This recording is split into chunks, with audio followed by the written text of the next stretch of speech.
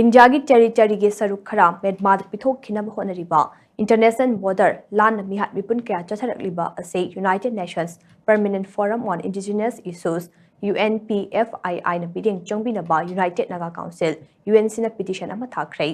petition aduna hai Chandel Kavo Valley sector da lam khara Myanmar da pitokhinaba India na hotnariba ase athubada thingbiyo masiga loinana free prior and informed consent FBI say pending lighting like da redemarcation tawnabo honaraliba ase su thingbiyo Minister of External Affairs na lupa Villian Ahum Dasmik ani changna border fencing project paikhatle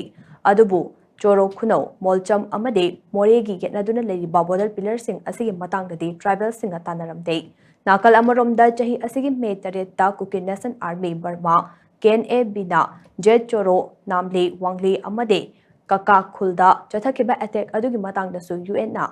Minnesota Protocol gi Makada Tim Ama deployed Toduna investigation Chatan Bio. Government of India ga kumja lisingani taraga mangagi August ahumda khudik pinakiba Indo-Naga Framework Agreement adu Government of India na ipa ipugi lamsing pitok pisin tawdana ikai khumnagadabane nakal amaromda kuki singna nagagi micham taraga nipan phak phroba matungda sugi makhada leiriba Ken FP da transfer tawkiba micham taruk miathina hatorongkhe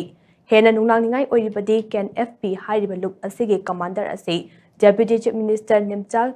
Kipgen gi mapuroiba SC Thangboy Kipgene. Masida local investigation sigi integrity compromise to honbatan natana akanba political pressure piri haina so petition aduda makhatana pale.